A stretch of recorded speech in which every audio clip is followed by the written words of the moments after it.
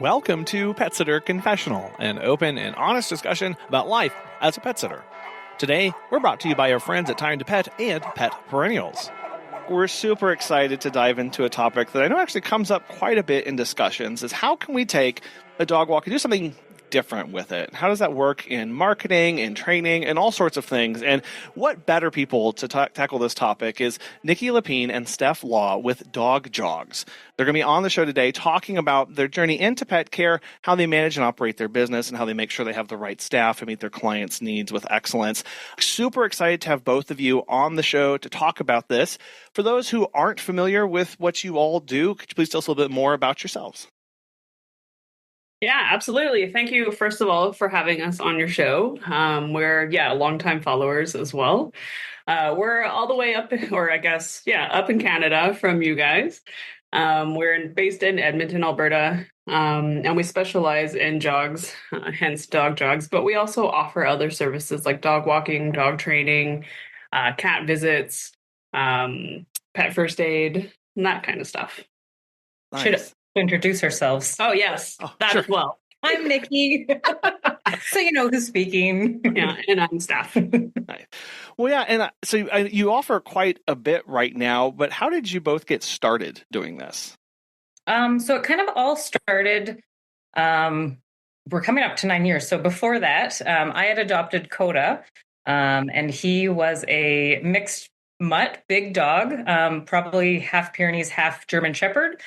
So he wasn't your typical Pyrenees who is lazy and sleeps a lot. He really liked to be active, and as did I. He also had separation anxiety and some reactivity issues to work through. So when I first adopted him, we left a window open. He jumped through the window. We lost him. We found him. So it was like he was just out searching for his people, right?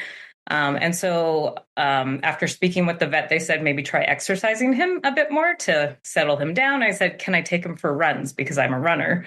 And she was like, yeah, like take him for a 5K run and kind of see how he does from that. And after that, we were set. We were running buddies.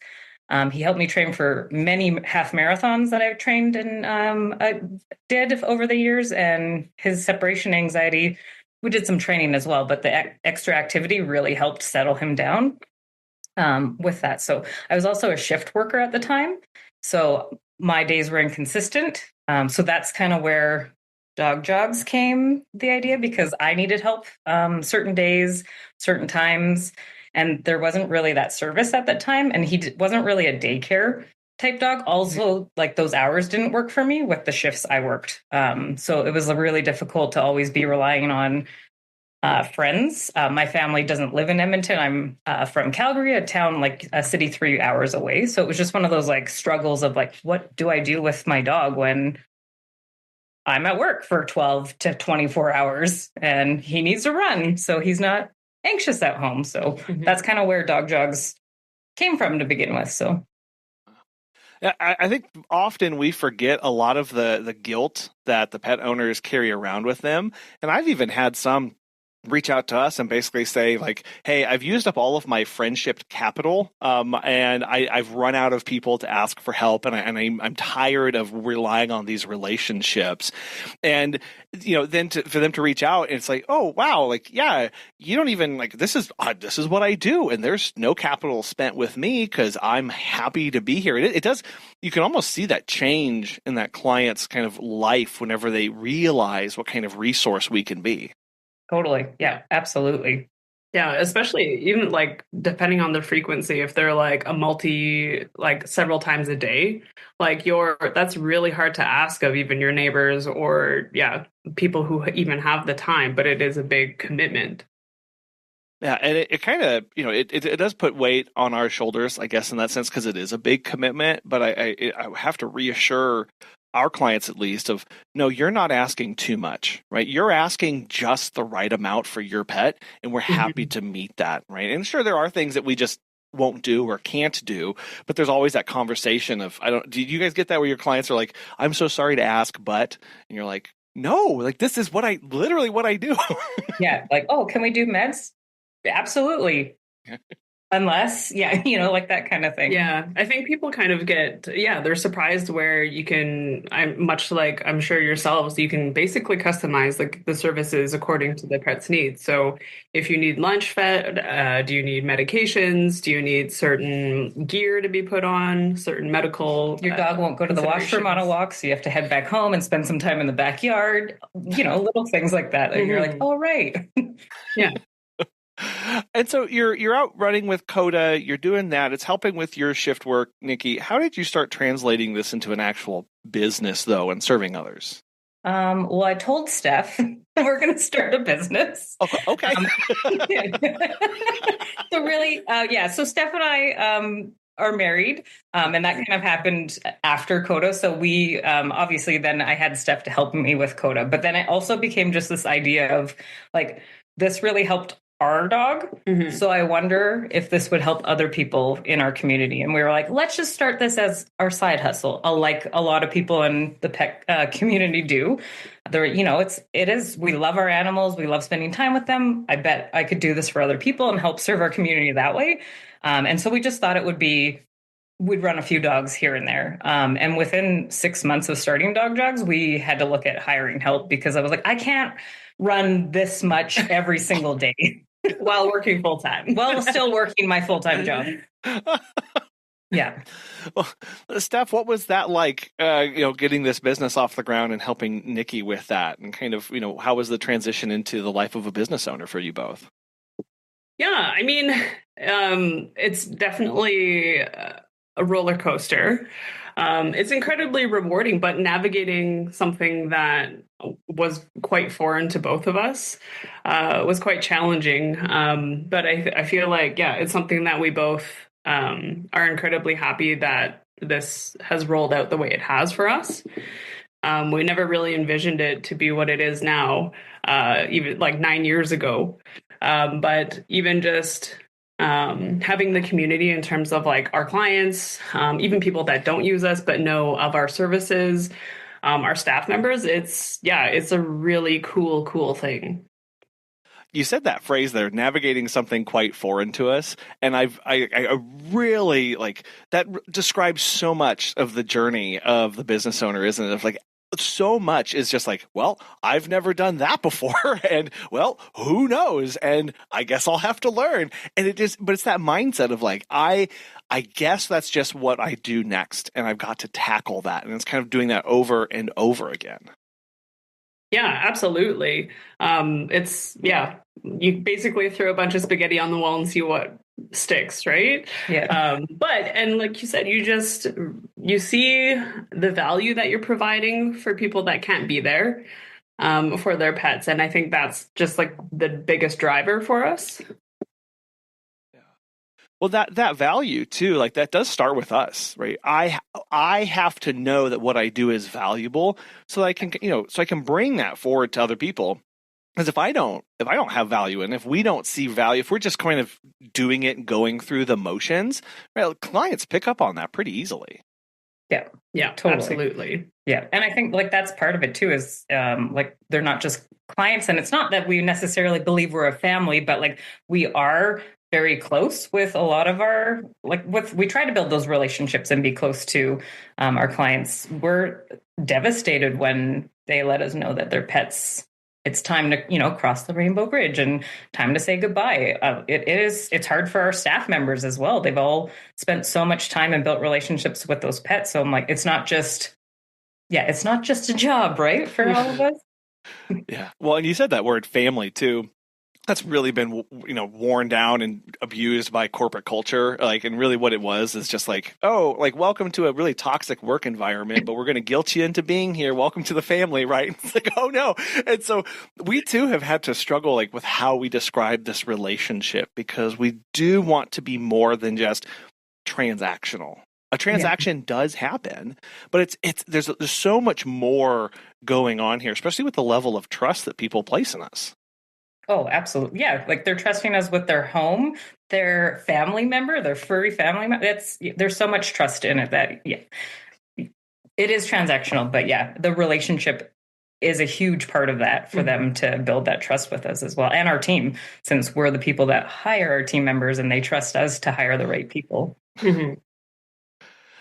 Steph, you mentioned about the community that was growing and helping you grow this business and what you were connected with. How did you, or how do you work in the community and help grow and expand the connection you have with those people? Yeah, a lot of the time, I feel like it's pretty organic. Whether we're, I don't know, at the grocery store and someone sees our sweater with our logo on it, and you just like strike up a genuine conversation. Or there's a lot of the times that we do like to give back to the community, whether it's personally or via the company. That's also really important to us through several different, I guess, venues, streams. But just really being invested in our clients, again, people even on social that we might not have even met in person, but we have that connection with them because we believe in the same things and we value the same things. And same thing with our staff too. Like they're obviously very important to us too. And we try to show them through different venues of streams as well. Really, really highlighting them too, right? Like here's part of our community, and you kind of mentioned the people that directly use you, the people who just know about you might not use your service, and then your team as well. I'm continually shocked by the people who don't use us, but like reshare our posts or like comment and things like that. I'm like, what? Where are you? Where did you come from? Why are you? Why are you here? Yeah, people who are in like Facebook groups who are like, I've never used them, but I think they're amazing. And yeah, like share, and you're like, oh, thank you so much. Like that's huge. It's like the biggest random compliment. Yeah. I know. It's like, no, you literally are a stranger to me and you believe in me so much. Like, wow. Like that means so much. Yeah, absolutely. Sometimes we also host a monthly dog walk meetup. So that's open to everyone. So whether they're our clients or people who we have a Facebook group. So if they join the group and they can make it, we plan it for all over different parts of the city and surrounding areas. And we just do it once a month because that's the time that we have to do it. So we pick where we're going, all of that, and then you're free to show up. And yeah, so some months we'll have up to 20 people, sometimes 2 people show up, but it's a community-based thing, and we do different areas so that people who maybe can't drive to certain locations can come. And it just opens so that you can chit-chat if you're working on skills with your dog and you need some people who have pets that are okay around, like a reactive dog. You can bring your dog and work on those things, and it's a safe place. Yeah. So yeah, that's been a really cool thing we've been doing actually since COVID. So that's one way that we're trying to bring the community together a bit as well. So how do you arrange that? Do you have certain ones done for types of dogs or temperaments or behaviors, or do you is it just a general understanding that, hey, in order to show up for this, your dog has to kind of be okay with others around? We do, it's kind of like a general, in the description of the group, we are like, labeled as a safe place, but I think it's also because like the niche of the majority of our demographic of our clients, they do have some type of reactivity. So if it is something that people are working on, as a general rule, everyone does give each other room. So especially if we're, meeting at a place at like 10 a.m. or something, usually if we're waiting for all members who are coming to attend, you can see the parking lot, everyone is like scattered about, 6 feet just to make sure. But people are really good about advocating for their pets too in those situations. But it's really become kind of like a monthly practice for people who are, just really proactive with learning those skills with their pets and everything too. That can be really isolating for people who have some sort of reactivity with their pet. And a lot of it is just, okay, I've got to become insular and I can never interact again. And I just have to be by myself. And I just, as a pet owner, it can be really lonely in those and really ostracized from the rest of kind of the pet owner community. Because you get on TikTok, you get on Instagram, what do you see? You see all the cool videos of all the dogs at the dog park doing their fun thing and groups and whatever, and kind of feel like you're missing out on something. So to be able to have that where it's like, no, there's just a general understanding here. Here's what we're working on, we're practicing, and we're just, it builds a lot of confidence in the client too, to know that they have a good relationship with their dog. Yeah, absolutely. And like how stressful, right? Even like you have to obviously do some type of physical and mental enrichment. And if you're stressed or afraid to even walk in your neighborhood, like how scary and like how, like you said, isolating. But yeah, this way you can absolutely practice those things and explore different parts of the city that you might not have been prone to do by yourself. Yeah.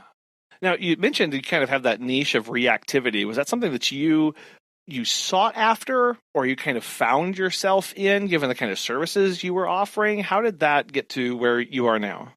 Kind of both. Because Coda was reactive, and we had taken training classes, it was already just a natural thing for us. Like, it doesn't stress us out to work with reactive dogs. Mhm. And so, it just was a natural progression when people were like, oh, my dog's reactive to like bikes. And we're like, oh, that's fine. Like, we can do our best to avoid them, that kind of thing. We're not dog trainers, so we're not going to train your dog, but we can bring treats and try to reinforce that when they're doing, passing a bike positively, but so that kind of thing. But we have, I guess, in the last few years, been talking about it more in our marketing as well, because we have put a few of our staff through dog training programs. So our office manager, Raina, is also a dog trainer.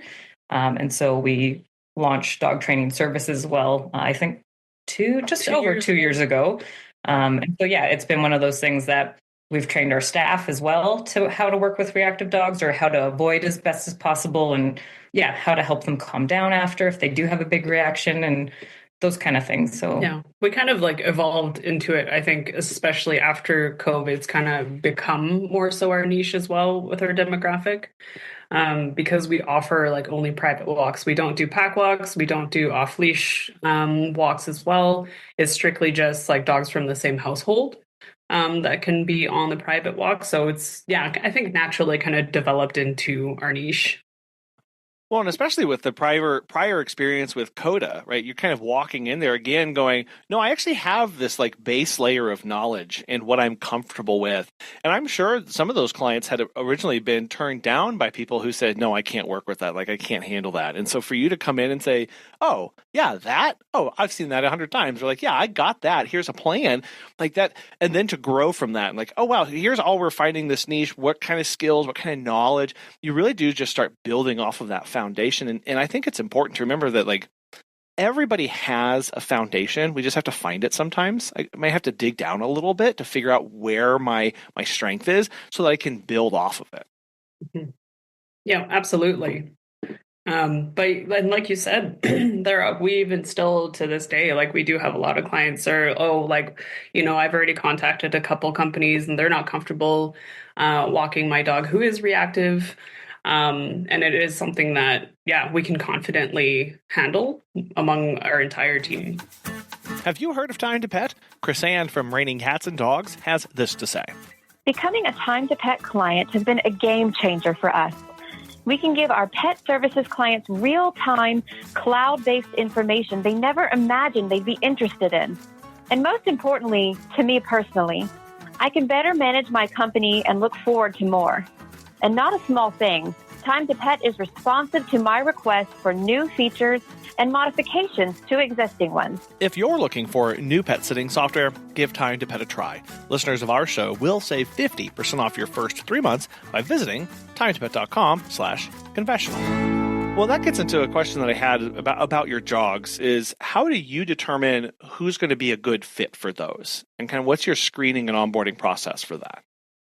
Yeah, so we have a pretty detailed application process. So obviously people will fill out our first little application. We send them a follow-up few questions. I can't remember exactly how many. And there's they have to send in a video, which then they go to an interview, or maybe they don't. So they have to kind of pass through our question application phrase with answers that we like to hear. Typically, it's like that they either have some understanding of reactivity or positive reinforcement training, that they are a jogger, not always, but if people are willing to run in all weather. We are in Canada. It was -30 last week, so we're still actively outside with a lot of the dogs. We've got lots of huskies who enjoy that weather. So we might not be running the entire time when it's -30. It's hard on everyone, but some of the dogs love it. So if they love the weather, those kind of things. Yeah. So, and then I kind of forget where I was going. Because it's one of those things of so the process is there again. You're designing at each step. I'm sure you're collecting different information for that, but I hearing that this is a multi-step process to get involved with this, it's like, yeah, because some people aren't going to be as committed to that, and some people, like, you have to test and screen across such a diversity of skill sets and attitudes and behaviors and mindsets for this. Because I know, like we have a hard enough time getting people to understand that, no, I'm just going to walk the dog in the rain, like, to know that, like, no, I'm jogging in -30, like that, the differential between those two is quite a bit. And it's one of those things too. It's like, we wouldn't, like, obviously we still do it with safety in mind, and it's up to our staff. Like, if you're cold and you think the dog is cold, head inside. Our clients are also always okay with the decisions our team makes. And we put it always on our team that if you're cold, head in. Our clients aren't going to be mad. And if they are, you can send them to us because we told you to go inside and you made that decision. But no one ever is. It's chilly. Like, they're fine if you've cut the service and head inside to play and cuddle with their dog. But it's one of those things, we wouldn't expect our team to do anything that we wouldn't and haven't. We used to do several jogs a day in the -30, and there's a half marathon in Edmonton that's called the hypo half. So it's like hypothermic. Yeah, hypothermic. And it often falls on one of the coldest days of the year. So it's my best half marathon time I've ever done. Because you were trying to get warm. It's like yeah, your personal best. Yeah. Yeah, I like heat too. I would run to warmth as well. It's a great motivator. Great motivator. It is. Well, so, for this kind of specialty thing, how are you equipping your team with this? Do you have standardized leashes or harnesses or stuff that you like to use, or do you kind of use whatever the client has on hand? More so what the client has on hand. We do recommend that, like, for jogs, that they should have a harness at least, but it just depends on the dog as well, and their training.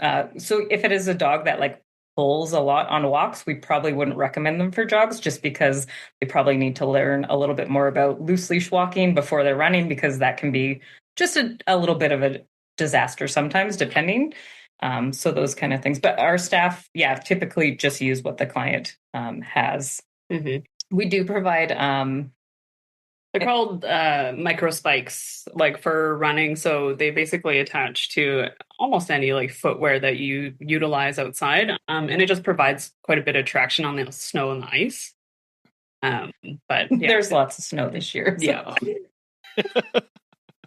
Yeah, and like you said, then there's that judgment call that you kind of have to train on policies and procedures, and then just leave it up to the team to go, hey, if you've determined we've got your back 100%, and you go be safe with the dog. There's no really amount of equipment and stuff that you can give somebody to make something safe if it's just inherently going to be unsafe to them.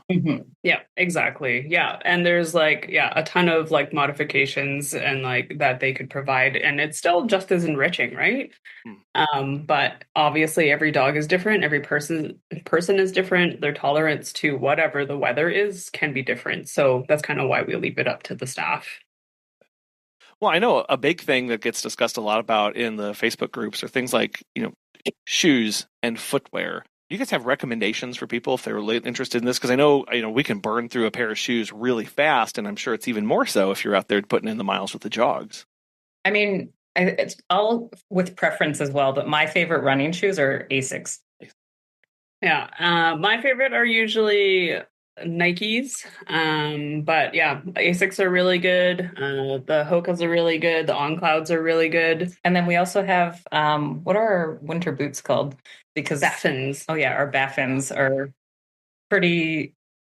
They're made for really cold temperatures. So if It's Canadian, but yeah, they're made for like -30 kind of weather.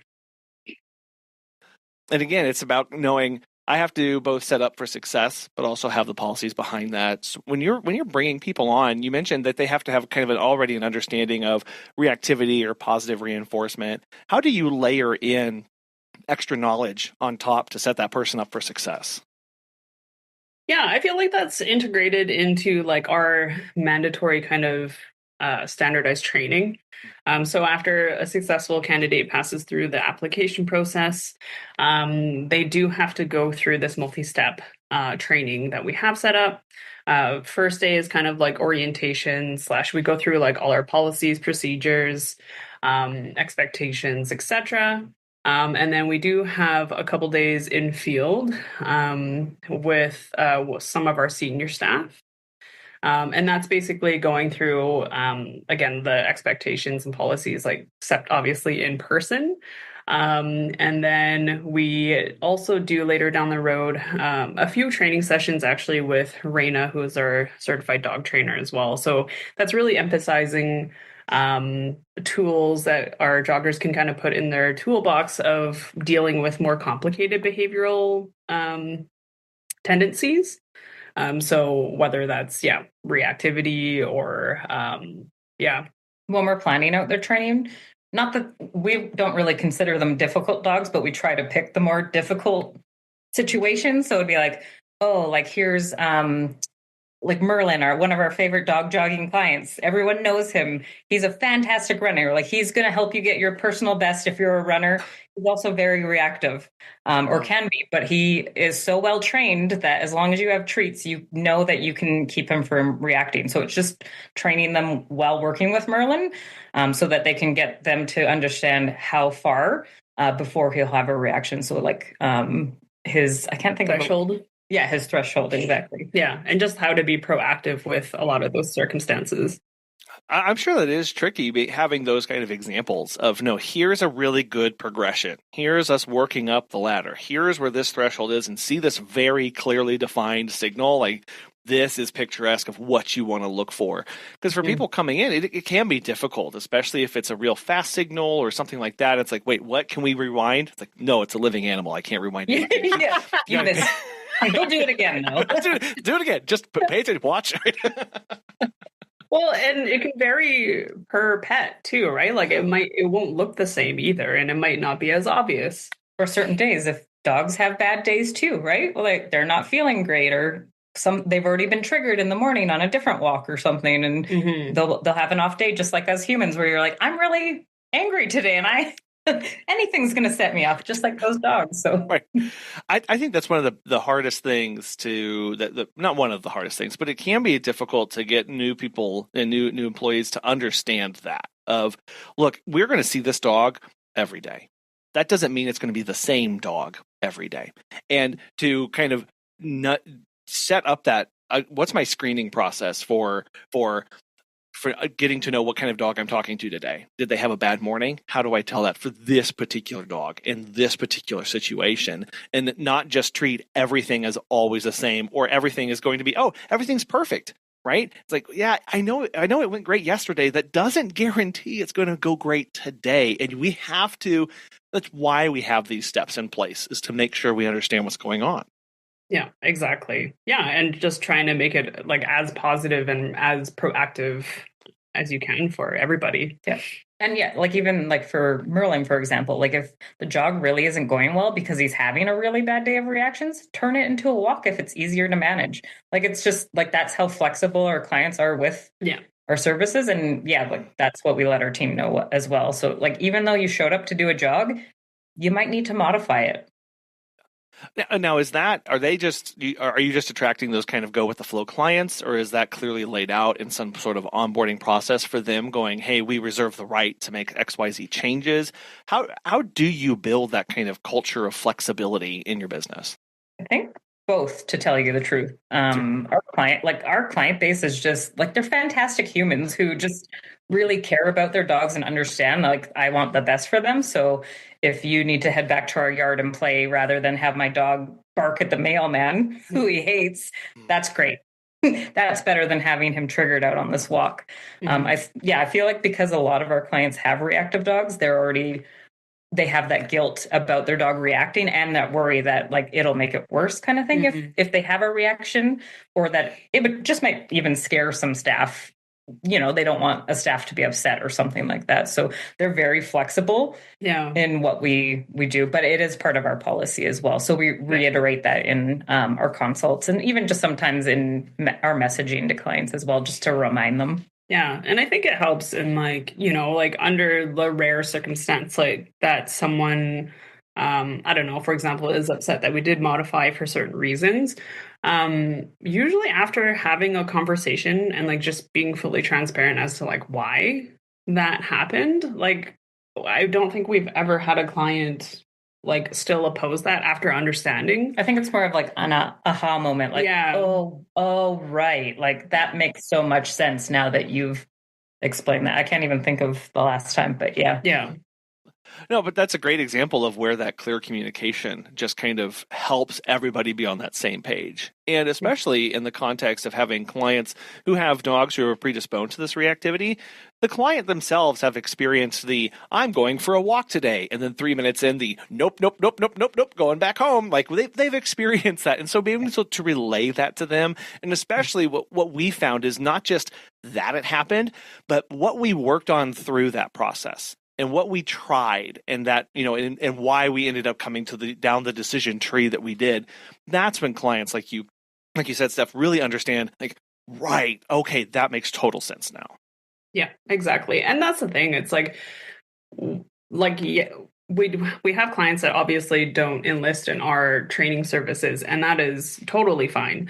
But that doesn't mean that obviously we're not going to take precautions to make it a positive service, right? Like you don't have to actively train in order to have a positive progressive session with them.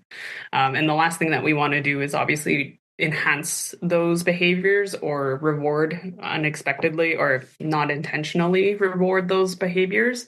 That's the last thing we want to do.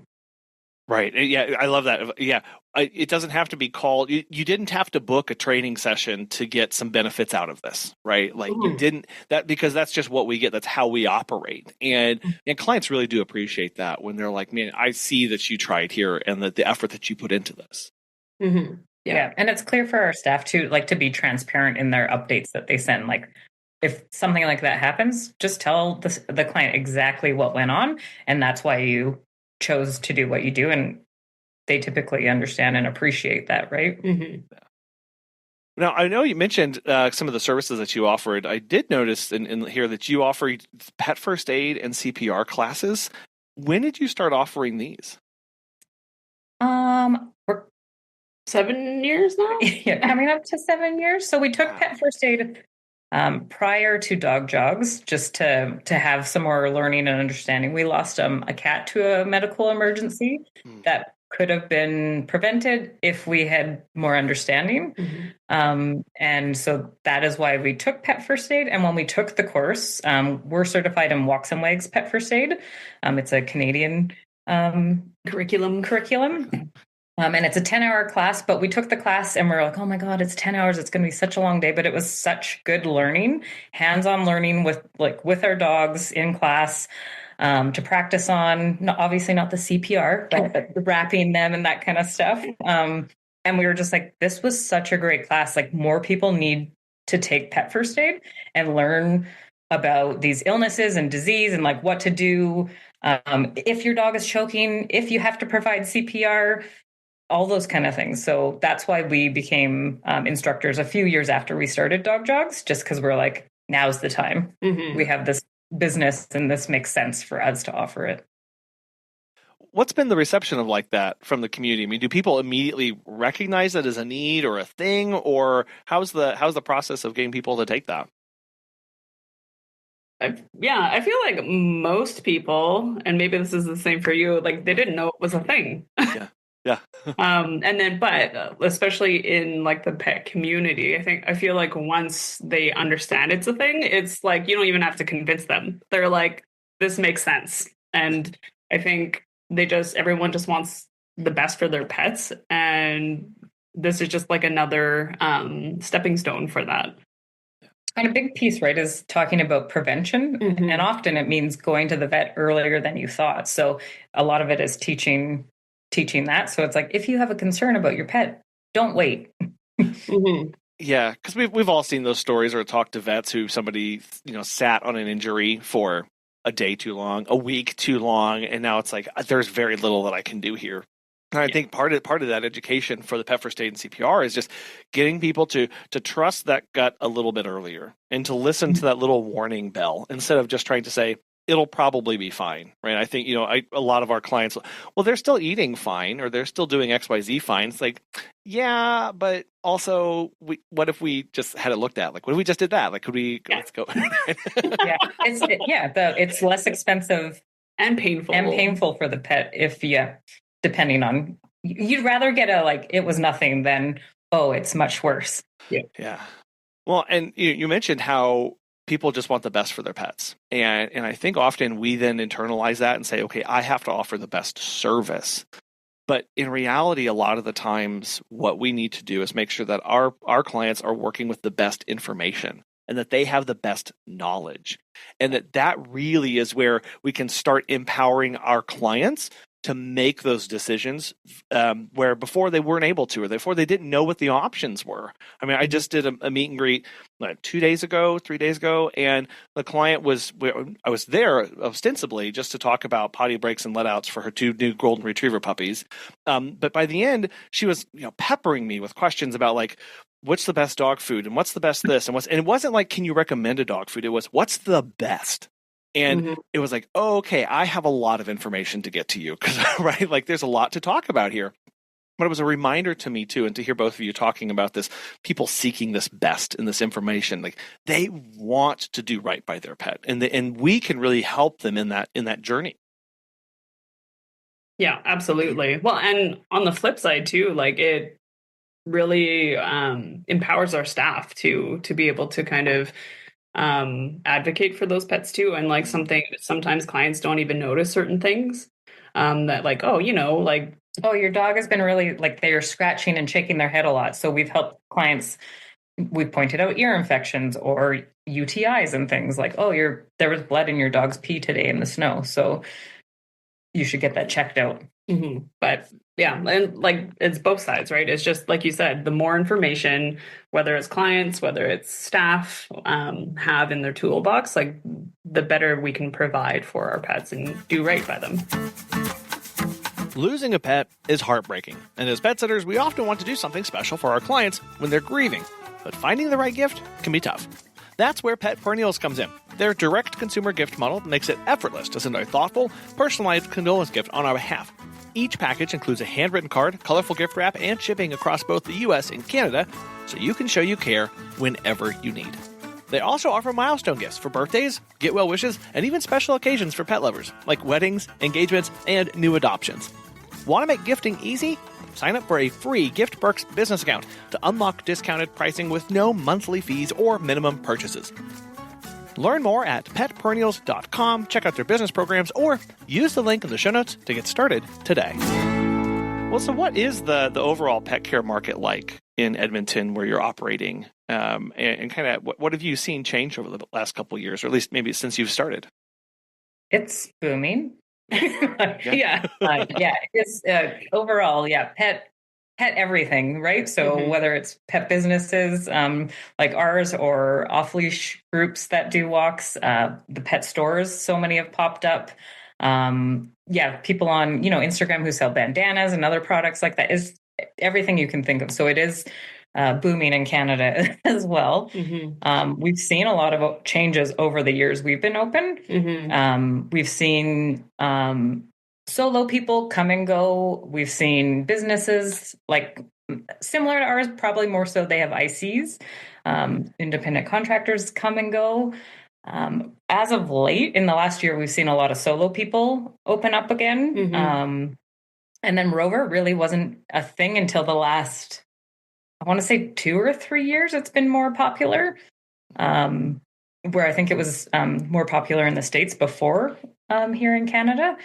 But yeah, it's just kind of progressing. A lot of businesses we used to partner with, so like small local treat makers and bandana makers that we partnered with like 7 years ago, they're no longer in business or just burnt out and didn't want to do it anymore, kind of thing. So we're always kind of looking for new people to network with and connect with and help promote their small business as well.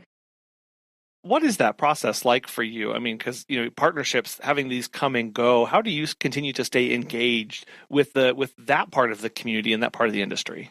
I mean, sometimes it's hard, right? You're like, as a business owner, we have so many things to do, and then you're like, okay, got to network, and I am burnt out this week, or we're short staffed, and you're like, so sometimes we do put it off a little bit. But I feel like with social media, that's one of the easiest ways is to just message someone to be like, hey, do you want to do a giveaway? Or just, hey, tell me about your products a bit more. We're looking for someone that we want to gift some of our clients some bandanas with. So like that kind of thing. So just building a relationship with them as well. Yeah. I feel like it's here in particular, like the pet industry / community is actually pretty supportive of each other, like regardless of whether you offer the same products or the same services, et cetera, et cetera. But yeah, I feel like everyone's like pretty supportive of each other. Yeah, even with the other businesses, like if there's someone who's messaged us looking for someone to look after their cat to give medications 12 hours apart, that's something we don't do. So we, of course, refer them out to, we've got at least 3 connections, probably a few more actually, like in the city that we know will do that. So we're like, oh, we don't offer that, but please check out these, this person solo, this is a business, so we can refer them to someone who can probably help them. Or we ask them too, like, do you have room for this kind of service next week? They're kind of a last minute, someone canceled on them. So we can reach out to those people because we have a relationship with them as well. Well, you mentioned, Niki, the power of the social media there. Like, it is so wonderful. Like, yeah, sure, I need to go door knocking and I need to go talk to people, but also I can do some networking from my couch and I can say, right? And I think that's really helped me reframe over the past couple of years of what quote unquote networking looks like. Like, it's not just going to a stuffy meeting and talking to people and rotating chairs or whatever. It's like, no, I kind of just want to sometimes jump on Instagram and tell somebody what they're doing is really cool, or that I really like their new display or something like that. Like, that's really where you start to get or can see a lot of traction come from. It's just these, hey, that looks amazing. Great job. Like, what can we do more together? Or things like that. Yeah, exactly. Yeah, I think it's also just like a lot less intimidating too than doing that in person. And like some people might not necessarily be extroverted or extroverted enough to like do that on a regular basis. Yeah, we both find that very challenging. Introverted, where we're like, we can do it, but we really have to power ourselves up and talk ourselves into it. We're like, we're going to this place today to talk to these people, but on Instagram, I'm like, hey, how's it going? Yep, sitting outside the groomer shop, just like the world's biggest pep talk, right? And it's just like, yeah, I can do it. And especially when you are burned out and you're exhausted, and like the last thing I want to do is talk about my business because I might not be really happy with where it is right now, or I might not have just gotten some news that somebody's leaving my business, and I got to go in and hey. Actually, to be nerds, here's what Steph and I used to do before going into places. So we'd drive together because we're coming from our place, and we would be like, okay, we're going to pump ourselves up. Hands in, go dog jogs. And just like really be dorks about it just to get ourselves pumped to be like, yes. But you always come out of it and you're like, it wasn't that bad. Yeah. No, it is. You do. You come out because either you go, okay, well, that's someone that I don't have to go talk to again because they weren't really interested in me. Okay, great. One less thing I have to do next time. Or I got somebody to talk to me and we are developing a friendship and relationship over this. And it's like, okay, I really see that benefit, but you're right. Like, so many times we stop ourselves before jumping over that threshold, and it comes in so many forms. But like having that support and having you to having each other to be able to hoorah, right, and come around this thing, like that, just having somebody that you can do that with, or a group of people with, really helps at every stage. Meaning that community that we're developing is so much more important than a lot of us even remember or know about. Yeah, 100%. Yeah. Yeah. And it was just, I think that's the thing. It was when we were first starting out in networking, it was just, that was really inspiring just to see all these other companies just being so supportive. And it was just something that we knew that, yeah, we wanted to be obviously a part of, but also emulate as well. Mm. I think that's important. You're right. Like many times we go looking for the thing that we want, and too often it's like, oh no, like I kind of have to do it first. Like I kind of have to be that one to do this and say hi if I really want to develop that culture, both internally and externally in my community. Yeah. Mm-hmm. I know, you all do so much interesting stuff with your business. You do the pet first aid and CPR, you do dog jogs. I know one thing that you do also is you are doing the virtual consults for new clients. How is this going for you? I think you started this back during COVID. Is that right? Yeah, that's correct. Obviously, because we weren't supposed to go to people's houses, we were like, how can we pivot to keep bringing people on? Because we had a lot of health professionals reaching out, being like, I need you guys. So we were like, okay, well, we can't come to your house. Can we do a phone call? Can we do a FaceTime? And so it progressed from there, just trial and error a little bit during COVID. But yeah, maybe Steph does more of the consults than I do typically. Okay. So. Yeah. Yeah. So now we either do, most clients do request some sort of, either phone call or virtual consult. And we basically just go through a lot of our questions that we have on profile. And obviously we do ask a lot about background, if there's any medical things that we need to take into account, what they're looking for in terms of care aid to determine whether we are a good fit. As well as like behavioral tendencies as well. So we go through that quite detailed. And then if there are any tendencies that could potentially risk the safety of our team, whether it be environmental or, some behaviors, we obviously talk about like the severity of that and the owner's like experiences with that. And then if it is concerning, under that circumstance, we will determine whether we send our dog trainer, Raina, to do like the first service, which also doubles as like our first physical evaluation.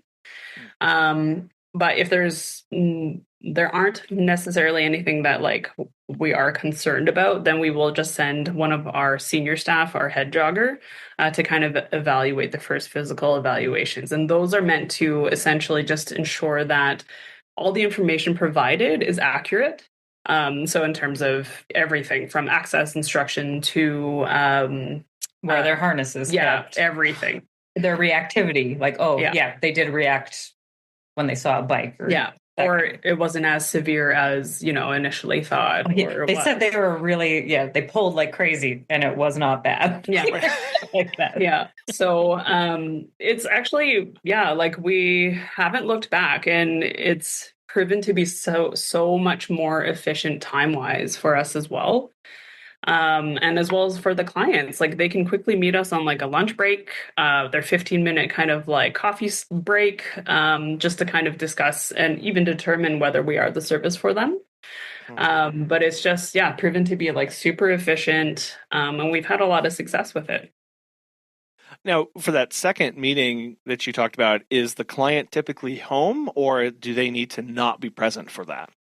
That's completely up to them. I do feel like if they can be, a lot of our clients do want to be there for the first service. I think it's just kind of, you just want to ensure that, like I've never had a dog walker. I don't know if my dog will actually go with you. Yeah.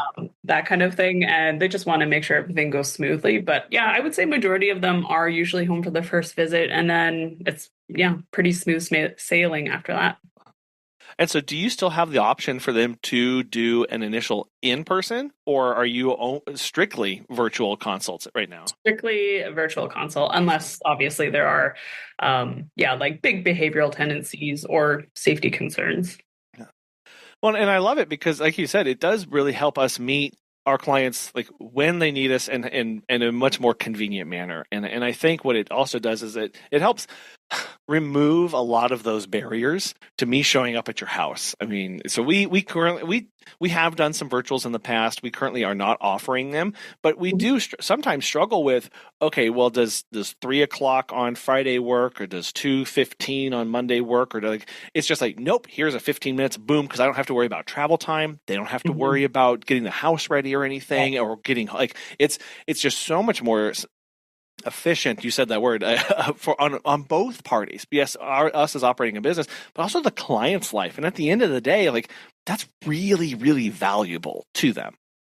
Yeah, absolutely. And that's the thing. It's especially nowadays, everyone's time is so valuable. And if you're able to obviously and we haven't, all of our clients have been incredibly transparent about their own pets. If anything, they're almost more critical, overcritical about their own pets. They're they're just the worst on leash, and you're like, what are you talking this about? Sweet angel? What? Let me tell you a story. Right?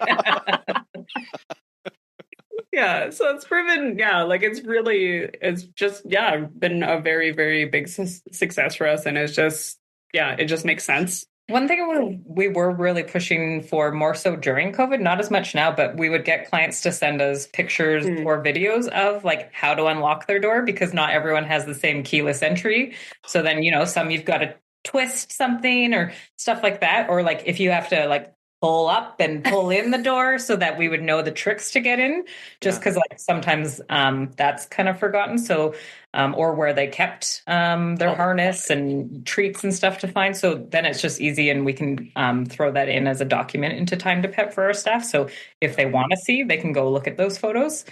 Sometimes that can be a barrier for staff. Or not staff, clients. They didn't necessarily want to do that. So we're that's fine. We can get a staff to take those photos too when they do go do the visit. So yeah, kind of having that standardized. It sounds like okay. Please send us a photo of location of food, how to open your door, because you're right. You're right. I do way too much training with our staff about this. Pardon me. How to open doors. Oh my gosh, dying. Oh gosh, okay. I do. It feels like sometimes way too much training for about doors of the door can be shut, locked, or latched, and sometimes none of those. So it's it is important to know that entry and kind of going whatever we can do with the client's level of comfort to help smooth this process out. And it sounds like both of you you're really trying to walk that line of figure out how do we make this efficient, still get the information we need, and make the client feel secure and still trust us through this process? We're not just some fly-by-night company and who's just going to show up in the middle of the night and take whatever they're worth because they did a Zoom call. You're going, no, we need to have some processes in here and set our clients and our team up for success as well, while also going, what is necessary? And I love kind of that thought process going, do we really need that? Is that essential to operate how we operate? Yeah, and we were finding it wasn't necessarily. So we asked our staff, right? And they're like, oh, I don't even look at them. And you're like, oh, okay, you just go into the house and you figure it out. We also tell our clients, if your dog has thrown up and it's not listed in your profile where the cleaning supplies are, we're going to look under the sink, in a cupboard. We're going to look in those general places that most people will keep those things. So they know that we're not searching their house for whatever, but we're going to look for what we need. Mm-hmm. So that's kind of just known as well, that we're not going in and going into rooms and looking for things unless we can't find your pet. Then we're going to look for them, but we're going to look for those things. So that's why they're pretty detailed and closet by the kitchen, towels, poo bags, all of that. So that's been one of those things that has helped clients and our team as well. Yeah, I don't want to be aimlessly wandering your house, but I will if I have to. So just be ready, right? Yeah, and our team feels bad. They're like, I can't find the cat food. And you're like, just look in the cupboards. It's okay. You are there to feed the cat. It's okay. Right. Yeah. The client will understand you are doing your job, right? Yeah. Well, I love getting to hear your story, your background, and really what I get a lot of is just your enthusiasm and excitement for what you do. It really is just contagious to hear the love and the passion behind all of this. What are you excited about in the next 5-10 years of running your business? Well, one of the things we're focusing on this year is a bit of a restructuring from within. So just giving our team more opportunity for internal growth.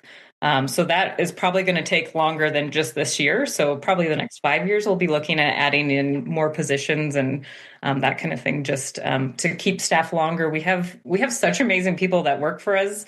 Often they are students, so when they finish school, it's time to move on, and we're like, well, if we can keep them a little longer, that would be awesome. So that's one of the things. We're building some internal courses as well for our staff right now. So that'll probably take, for the amount of ideas that we have, it'll take 5 to 10 years also.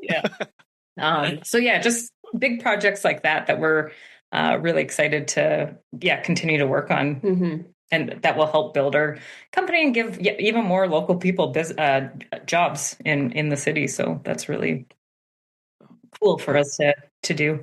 Yeah, that's really exciting, especially the courses, right? When you can start internalizing those, keeping within the company of like, not only can I help have my team members contribute to this in some way, like, your trainer that's on staff, like you brought that in-house and to go, no, this is Dog Jogs and everything that is in and how we do things. It's not, because I know if you take a lot of external courses, they'll be like, ask management to exactly how you'd handle this situation. It's like, could I just not have that? And I'll just tell you, like that'd make this a lot easier. Yeah, it's a lot easier to kind of customize, like you said, how we do things particularly and our general demographic. But it is really exciting to just be able to streamline everything, and then if anyone needs to access anything, it will be just all in one place.